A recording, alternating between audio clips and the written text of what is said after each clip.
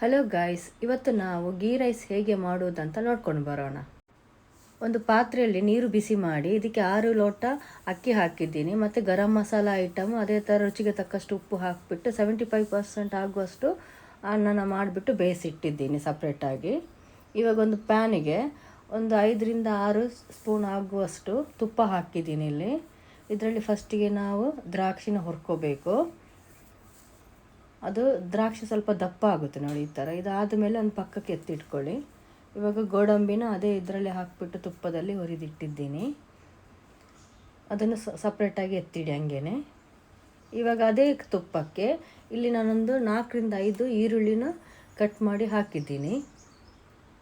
ಇದಕ್ಕೆ ಇವಾಗ ಉಪ್ಪು ಹಾಕಿ ರುಚಿಗೆ ಬೇಕಾಗುವಷ್ಟು, ಅಂದರೆ ನೀರು ಬಿಟ್ಕೋಬಾರ್ದು ಈರುಳ್ಳಿ, ಅದಕ್ಕೋಸ್ಕರ ಫಸ್ಟಿಗೆ ಉಪ್ಪು ಹಾಕಿಬಿಟ್ಟು ಫ್ರೈ ಮಾಡಿ.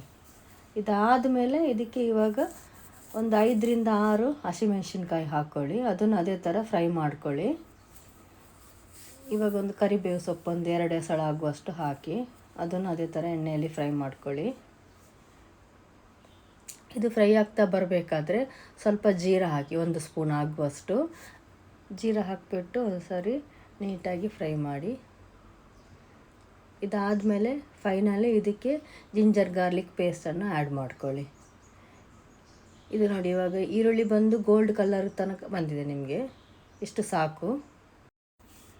ಇವಾಗ ಬೇಯಿಸಿಟ್ಕೊಂಡಿದ್ದೀವಲ್ಲ ರೈಸ್, ಅದಕ್ಕೆ ನಾವು ಇವಾಗ ಮಾಡಿರೋದನ್ನು ಮಿಕ್ಸ್ ಮಾಡ್ಕೊಳ್ಳಿ. ಎಲ್ಲದಕ್ಕೂ ಎಳ್ಕೋಬೇಕು ಒಂದ್ಸರಿ ರೈಸಿಗೆ. ಕೆಲವೊಂದ್ಸಲಿ ಉಂಡೆ ಉಂಡೆ ಥರ ಇರುತ್ತಲ್ಲ, ಆ ಥರ ಎಲ್ಲ ಇರಬಾರ್ದು.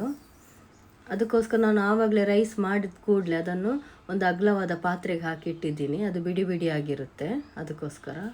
ಇವಾಗ ಗೋಡಂಬಿ ದ್ರಾಕ್ಷಿನ ಹುರಿದಿಟ್ಕೊಂಡಿರೋದನ್ನು ಹಾಕ್ಕೊಂಡು ಅದನ್ನು ಮಿಕ್ಸ್ ಮಾಡಿ ನೀಟಾಗಿ.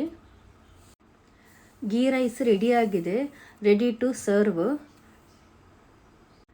ಲಾಸ್ಟ್ ವಿಡಿಯೋದಲ್ಲಿ ಮಾಡಿದ್ನಲ್ಲ ಪನ್ನೀರ್ ಗ್ರೀನ್ ಮಸಾಲ, ಅದರ ಜೊತೆದು ತುಂಬ ಚೆನ್ನಾಗಿರುತ್ತೆ. Thank you.